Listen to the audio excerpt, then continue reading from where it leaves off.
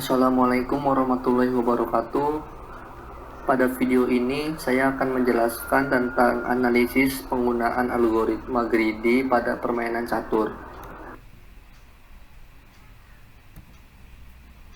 Permainan catur adalah permainan papan strategi dua orang yang dimainkan pada sebuah papan kotak-kotak yang terdiri dari 64 kotak yang disusun dalam petak 8x8 yang terbagi sama rata dalam kelompok warna putih dan hitam. Permainan catur merupakan permainan olahraga yang menggunakan taktik dan strategi. Rokade. Rokade dalam bahasa Inggris disebut castling, yang merupakan gerakan khusus dalam catur di mana raja bergerak dua petak menuju benteng di baris pertamanya. Kemudian meletakkan benteng pada petak terakhir yang dilalui raja. Ada beberapa persyaratan khusus ketika kita ingin melakukan rokade dalam permainan catur. Yaitu yang pertama adalah bidak raja dan benteng yang akan dilibatkan dalam rokade harus belum pernah bergerak. Yang kedua, tidak ada bidak lain di antara raja dan benteng. Yang ketiga, raja tidak sedang disekak dan petak-petak yang dilalui raja tidak sedang diserang oleh bidak lawan. Berikut adalah algoritma greedy pada proses rokade. Yang pertama adalah prioritas pertama. Memilih posisi yang dapat melakukan rokade, menggerakkan raja ke samping untuk melakukan pertukaran dengan benteng samping kanan. Yang kedua adalah prioritas kedua. Memilih posisi yang dapat melakukan rokade, menggerakkan raja ke samping untuk melakukan pertukaran dengan benteng samping kiri. Bila tidak terdapat pilihan strategi yang memberikan solusi prioritas pertama dan kedua, maka jalankan prioritas ketiga, yaitu langkah untuk mengatur strategi memindahkan raja ke kanan, ke kiri, atau ke depan. Dan himpunan solusi adalah salah satu dari himpunan kandidat yang dapat memberikan solusi maksimal. En-passant. En-passant adalah posisi ketika pion bergerak dua petak maju dan ada pion lawan yang berada satu petak dalam baris tujuan. Maka pion lawan dapat menangkap dan menempati petak yang baru saja dilalui pion tersebut, seolah-olah pion tersebut bergerak satu petak maju. Namun, gerakan ini hanya dapat dilakukan sesaat setelah gerakan pion maju dua petak, atau hak lawan untuk melakukan gerakan en-passant ini hilang. Berikut adalah algoritma greedy pada proses en-passant. Prioritas pertama, pion ke depan satu langkah, menggerakkan pion ke depan satu langkah.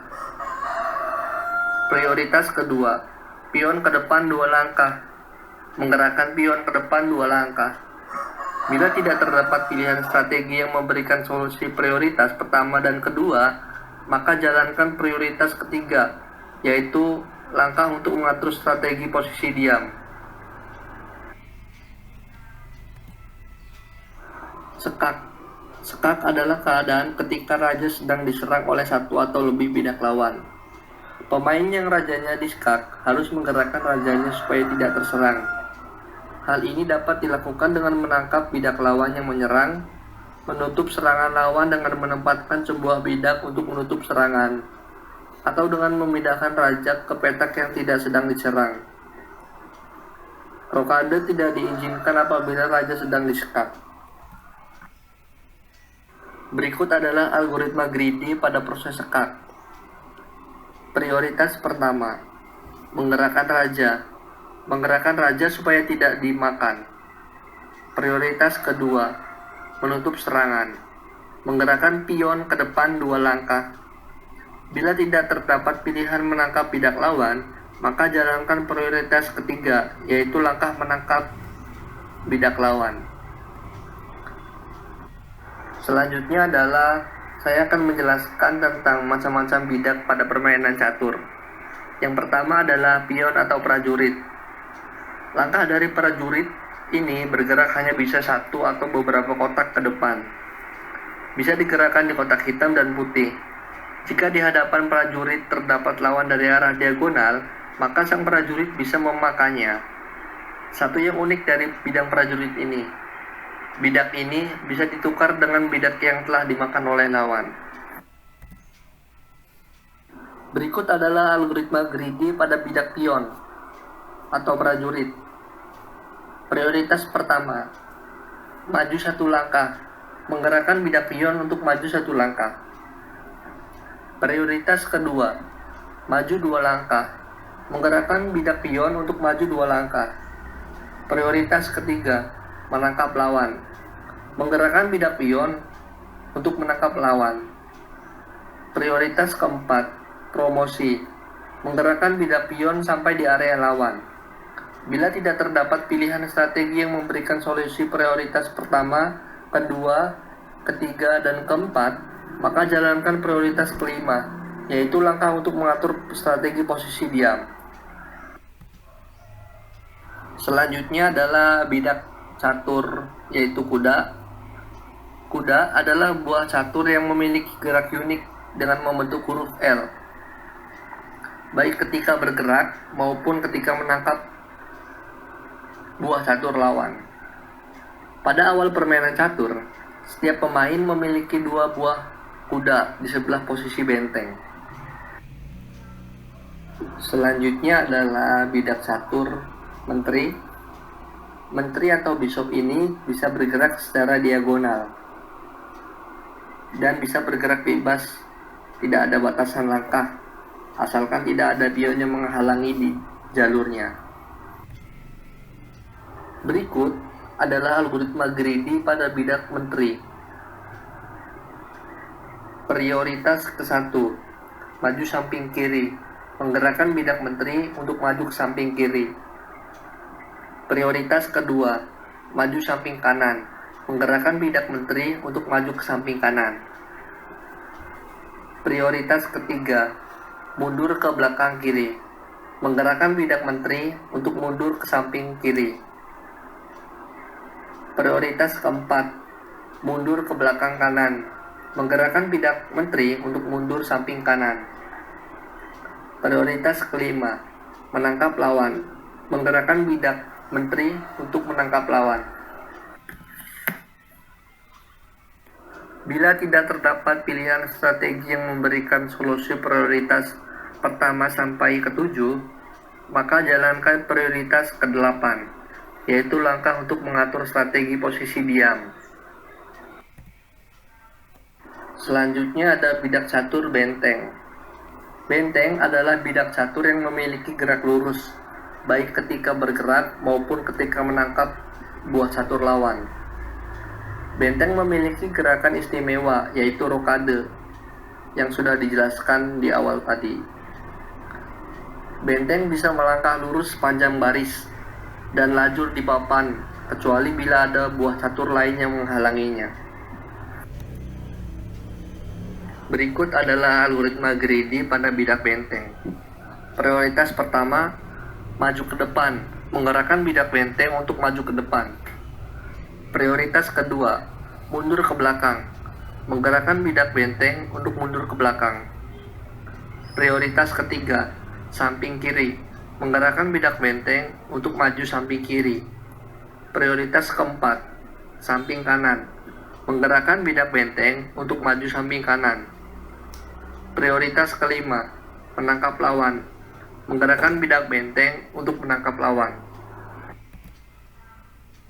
Bila tidak terdapat pilihan strategi yang memberikan solusi prioritas pertama sampai kelima, maka jalankan prioritas ke-6, yaitu langkah untuk mengatur strategi posisi diam. Bidak catur ratu. Ratu adalah buah catur yang paling kuat. Ratu dapat bergerak baik vertikal, horizontal, ataupun diagonal ke segala arah.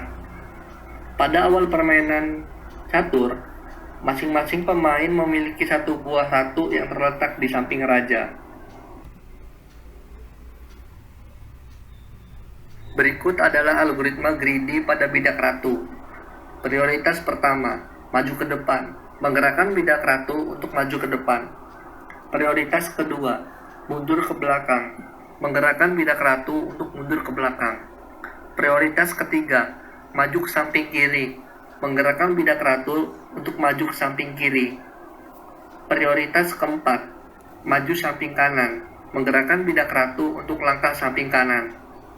Prioritas kelima, mundur ke belakang kiri, menggerakkan bidak ratu untuk mundur ke samping kiri. Prioritas keenam, mundur ke belakang kiri, menggerakkan bidak ratu untuk mundur samping kiri. Prioritas ketujuh, menangkap lawan, menggerakkan bidak ratu untuk menangkap lawan. Bila tidak terdapat pilihan strategi yang memberikan solusi prioritas pertama sampai ketujuh, maka jalankan prioritas ke-8, yaitu langkah untuk mengatur strategi posisi diam. Bidak catur raja. Raja adalah buah catur yang paling berharga. Permainan akan berakhir apabila raja dalam posisi diserang, dan tidak ada jalan untuk membebaskannya.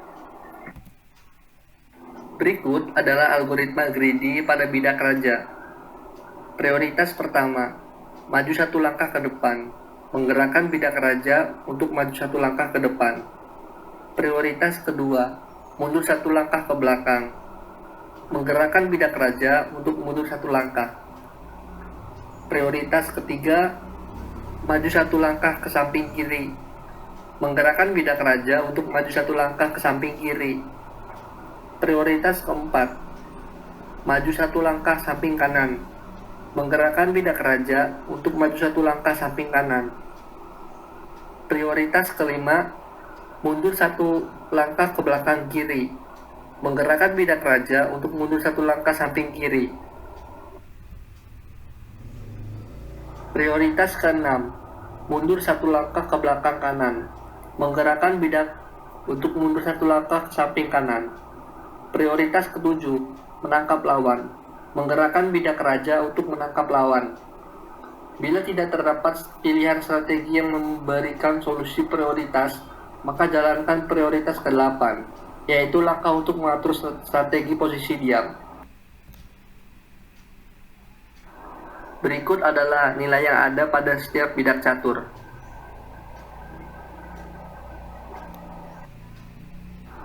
Penerapan algoritma greedy pada permainan catur. Di sini ada suatu contoh kasus di mana kuda memiliki beberapa pilihan untuk melangkah. Fungsi algoritma greedy sendiri pada kasus ini adalah memberikan solusi yang paling optimal kepada kuda untuk bergerak, menentukan kemana dia harus melangkah. Berikut adalah skema dalam algoritma greedy pada contoh kasus tersebut. Yang pertama adalah dengan menentukan himpunan kandidat C. Pada contoh kasus ini terdapat 6 himpunan kandidat. Kita inisialisasi dengan nama C1, C2, C3, C4, C5, dan C6. Langkah yang kedua adalah menginisialisasi himpunan solusi pada permainan catur. Yang pertama adalah inisialisasi pada C1. C1 menyengkak ratu dengan nilai setengah. Inisialisasi pada C2. C2 ditangkap lawan dengan nilai -3. Nilai -3 ini didapat karena kuda sendiri bernilai 3. Inisialisasi pada C3.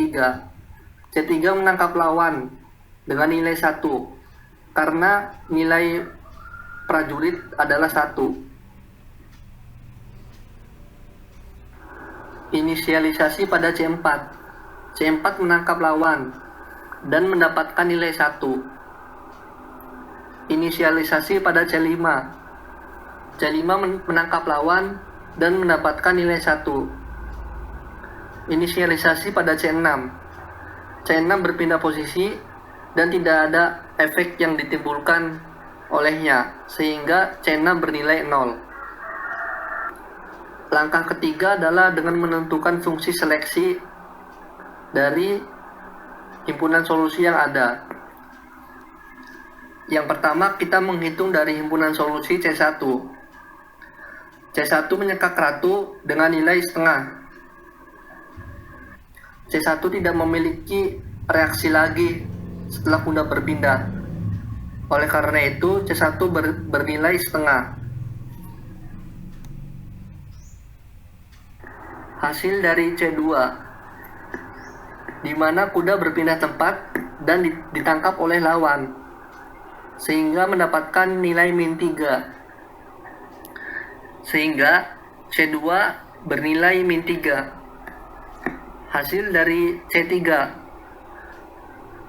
kuda bergerak menangkap lawan berupa prajurit sehingga mendapatkan nilai 1. Akan tetapi, kuda sendiri ditangkap oleh lawan sehingga mendapatkan nilai min 3. Min 3 didapat karena kuda sendiri bernilai 3. Sehingga hasil akhir yang didapat pada C3 adalah min 2. Hasil dari C4, kuda berpindah tempat menangkap lawan berupa prajurit dan mendapatkan nilai 1. Akan tetapi, kuda sendiri ditangkap oleh lawan sehingga mendapatkan nilai min 3. Kesimpulan dari C4 adalah bernilai min 2. Hasil dari C5, C5 adalah kuda berpindah tempat menangkap lawan berupa prajurit sehingga dia mendapatkan nilai 1. Kuda sendiri setelah menangkap lawan, dia ditangkap oleh lawan sehingga mendapatkan nilai min 3. Maka C5 bernilai min 2. Hasil dari C6, kuda berpindah tempat dan tidak ada reaksi apa-apa yang ditimbulkan olehnya, sehingga C6 bernilai 0. Langkah selanjutnya adalah dengan menentukan fungsi objektif, yaitu dengan menentukan himpunan solusi yang paling baik dari perhitungan fungsi seleksi yang telah dilakukan sebelumnya. Dalam proses perbandingan nilai, maka solusi yang paling baik pada kasus ini adalah logika C1 yang bernilai setengah. Dari contoh kasus penerapan algoritma greedy pada permainan catur, maka dapat diambil beberapa kesimpulan. Yang pertama adalah algoritma greedy adalah algoritma yang sederhana yang dapat menyelesaikan permasalahan optimasi dengan baik pada beberapa kasus. Penerapan algoritma greedy pada permainan catur dapat dimanfaatkan untuk kecerdasan buatan komputer. Prioritas untuk penerapan algoritma greedy sangat berpengaruh untuk melakukan pengecekan. Demikian presentasi dari kelompok kami, kurang lebihnya kami mohon maaf.